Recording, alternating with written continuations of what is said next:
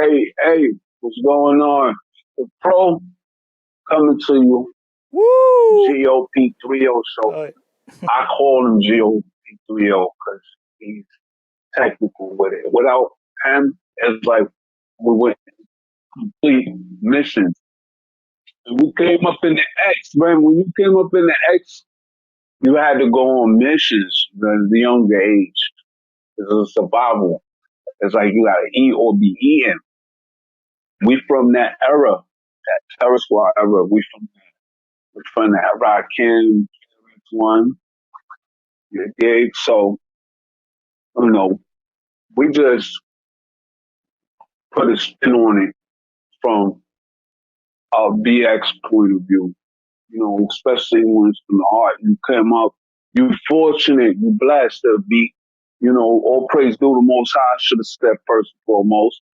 But if you're fortunate to come up under those conditions, but still have a certain freedom, freedom to like put songs together, Geo nice with it.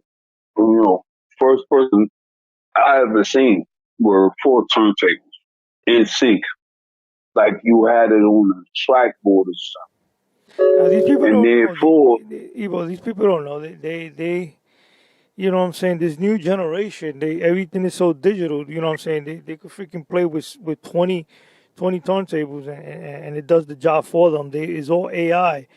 I used to do 8 turntables, you know what I'm saying, manual, you know what I'm saying? No, none of that AI or technology. Everything was analog.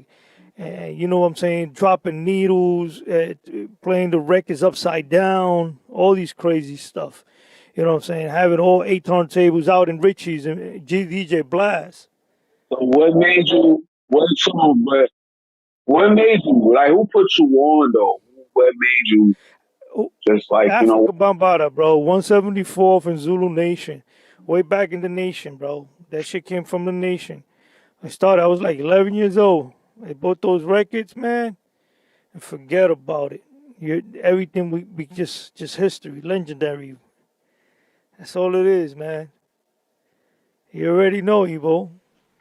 I mean, from, but the Bronx is the thing. People understand, people need to understand. Bronx is like, you got projects, you got tenements, and then you got complexes.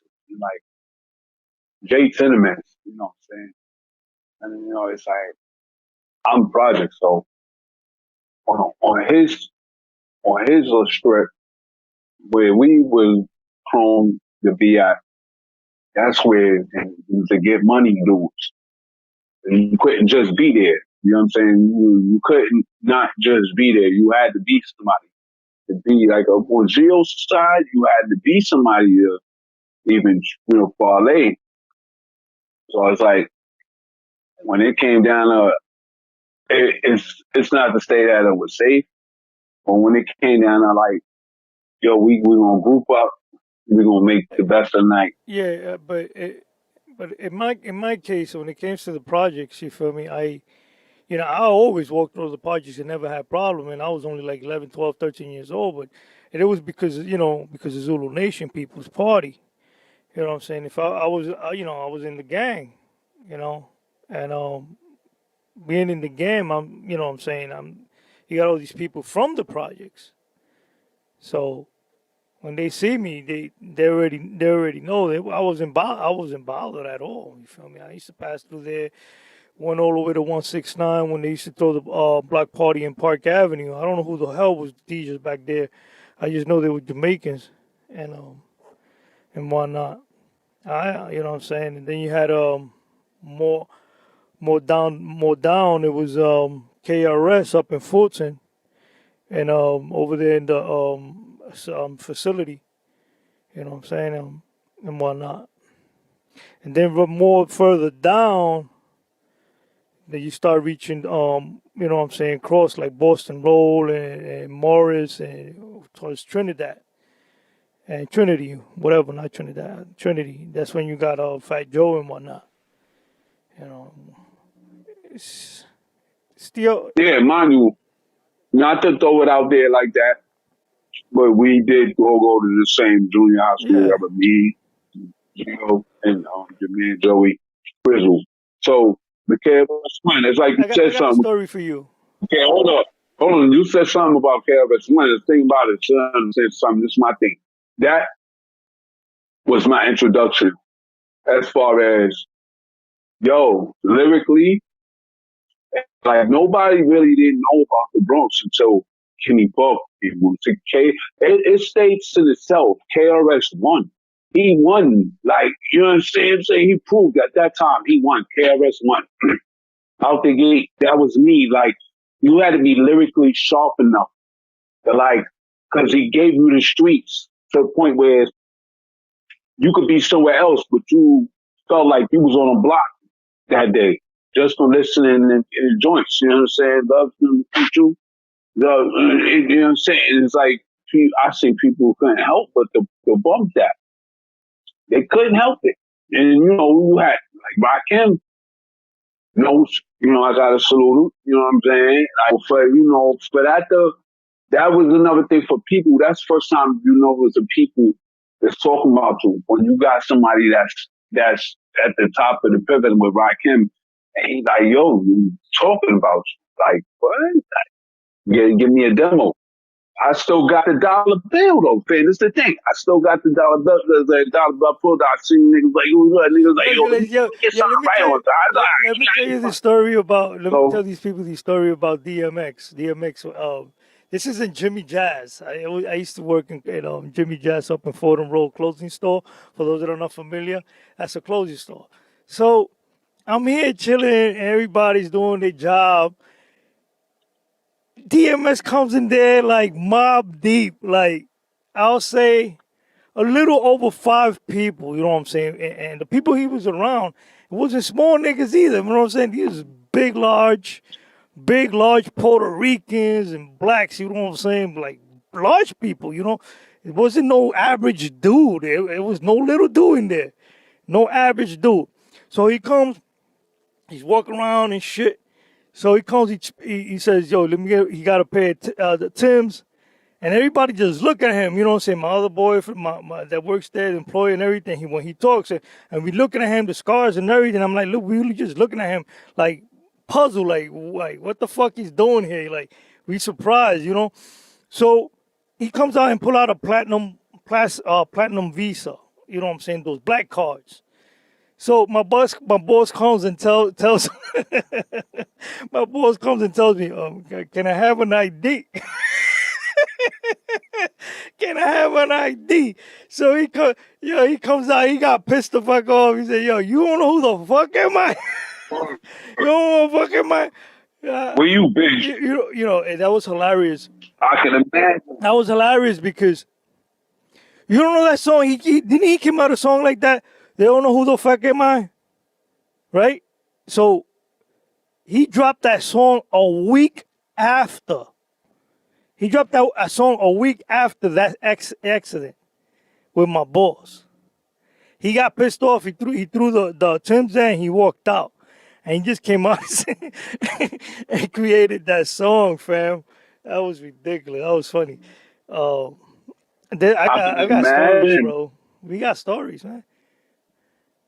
I can imagine that because I mean DMX, he definitely he changed the game. Like nobody really saw that coming.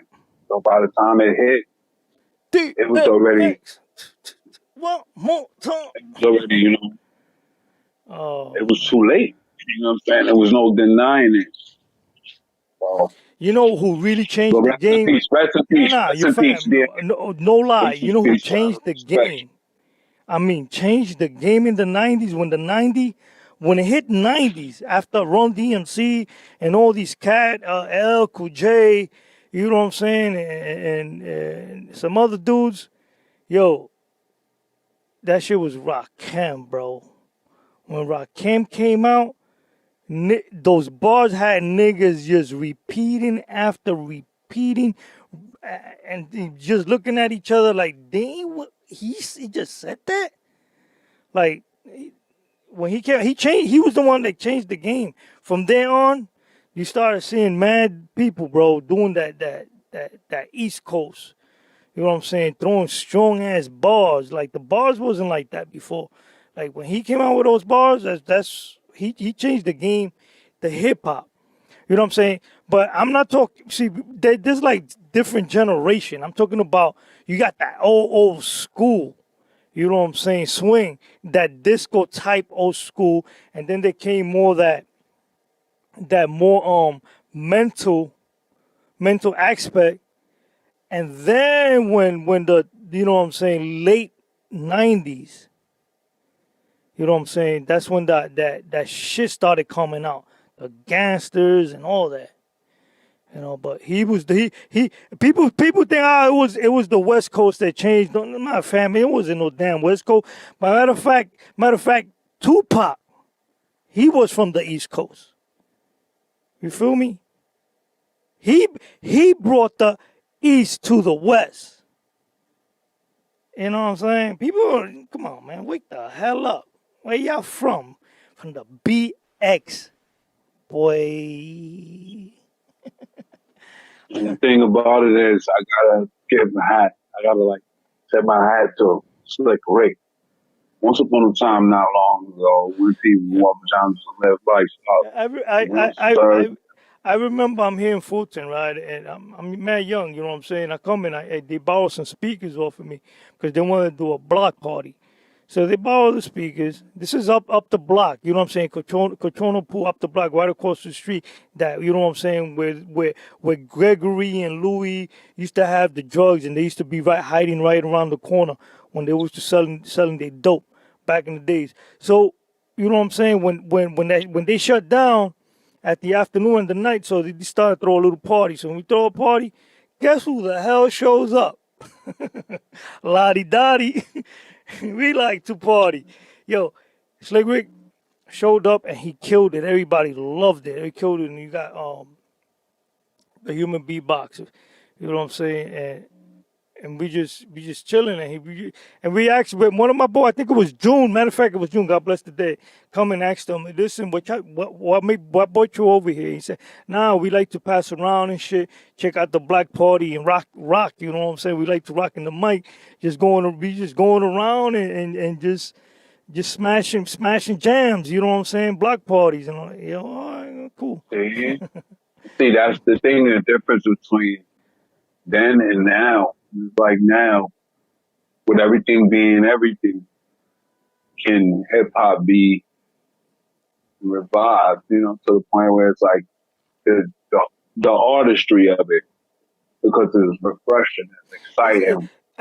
Okay, look, there's a change. The transition of the music industry. Now, it's one thing talking about hip hop, but then let's talk about the transition of hip hop towards the industry aspect of things. Now, when the industry back in the years, you know what I'm saying, they used to pay nasty. They was paying was bugging out because they used to pay, you know what I'm saying, 3 cents, 4 cents, all that shit like for an album or whatever. And then the one that was getting paid 10 cents for an album was actually oh yeah, we go, Elvis Presley. Elvis Presley was getting the only one that was getting 10%, 10 cents out of an album. Now, after that shit blew up, niggas would start getting a dollar, you know what I'm saying, $1.50, $1.75. You know what I'm saying? After the industry, you know what I'm saying, started for an album. But let me remind you, an album is consist of 8 tracks, 8 songs. You only get paid for 8 songs, and the rest of the songs, you know what I'm saying, is free. Now you can't compare today's pay with back in the days. No way on earth we making any type of money because these people were saying cents, 10 cents, 3 cents, 30 cents, $1, $1.70, $1.80. Oh, who knows? Maybe to $2, $2. You know how much an artist is getting paid right now? 30% out of a damn penny. So this is ridiculous. You know what I'm saying? Okay, there's more artists than ever. That's another thing too. You know what I'm saying? Like, it's crazy to get into this type of industry if you don't got that proper clout. You don't got your followers. You know what I'm saying? So, and it's even harder for an artist because to be independent, you got to be a manager. You got to be an engineer. You got to have a producer. You got to have a recording studio. And then you got the maintenance of the recording studio. You got the maintenance of internet, financial finances, marketing, music videos. Then you got social media. This is it's almost impossible to make it out here. It's not easy whatsoever, and it's hard, you know what I'm saying? But stuff like like podcasts and people like us where we willing to help people, you know what I'm saying? And we help, you know what I'm saying? Because we struggling, you know what I'm saying? Every artist when to get to the top, they had a struggle, and then when people sees the struggle, they don't want to they want to take advantage and use you to make money. That's how it is. That's how the business is. You know, everybody want to make money when you already got your clout. When you got your clout, then that's when everything else start coming in. You know what I'm saying? You got your other producers that want to work with you. You got engineers who want to work with you. You got the labels that want you up there up in your ass, asking for contracts and all that stuff. But when you ain't got no clout, you ain't got no clout. Same thing happened with MC Hammer. MC Hammer started his shows and stuff like that in the club. He started selling his CDs. He started making hella fucking money. For what I know, I think he was making like $50,000-$60,000 a month or whatever. And $50,000-$60,000 a month. Put that shit, multiply that in a year. So they coming off of him $1 million contract. He looked at them and said, "Yo, you could take that $1 million, man, and shove it, man. That shit is stupid. How you dare ask me to sign a contract like that?" So I don't know how much money they gave him afterwards. I know they gave him crazy money afterwards. They saw his potential, but the only thing, fam, he blew it all on the hood. He took care of the whole entire hood. You feel me? Honestly, I you know what I'm saying? I don't feed people. I will give them a fishing rod. You feel me? I will, you know what I'm saying? You gotta give people a fishing rod, not feed them. Because if you feed them, they're gonna get hungry again. They're gonna come to you and ask you for you know what I'm saying, for another bread.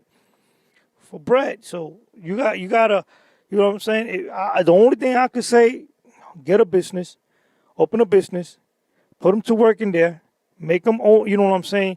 A manager, from a manager, half owner, and if you feel that you want to let go of the business, you give him the business for the person, and the person manage the business, because now he has a business where he could help other people, and he teaches other people how to fish. You feel me? That's how it is, man. You just gotta know. People gotta just know they grind. That's how you really grind. Oh man. Ebo, I have come and gone.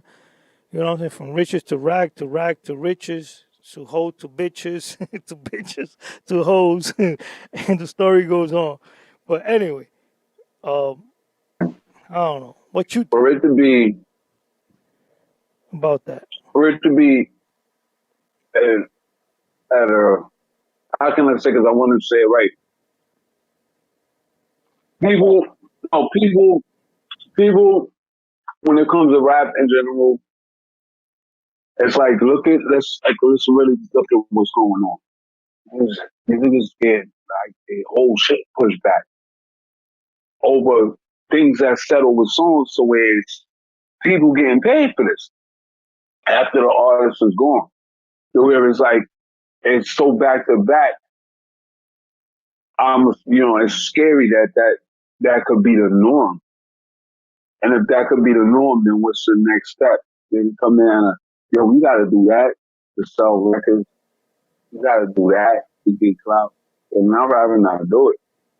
Doing it for the love of it. Look, look. have you got I don't know if the whole entire industry, I don't know if the whole entire industry is ADHD, but for what I know, if you gotta wear a skirt and throw on some lipstick and you a man, and then you know what I'm saying, you actually straight to do these things, or whatever the case might be, any crazy shit that you're doing for attention, it's bad. I mean, I don't get me wrong, I have fallen on it. In one case, it's 2 or 3 times here and there. I have fallen on that shit, and believe me, that shit is stupid. That is so stupidity. You know what I'm saying? And the people live like that. Like they literally live for that energy. Ah man, I'm not into that shit. You know, it's not worth it. I'll say like Rakim says. You heard what Rakim said one day? I think it was an interview or something. He says, I shine in my shadows. I don't need people to see me. My dude, who does shine in the shadow? That's one person that does shine in the shadow, fam. That dude don't need to be out here. Don't you know what I'm saying? Showing it.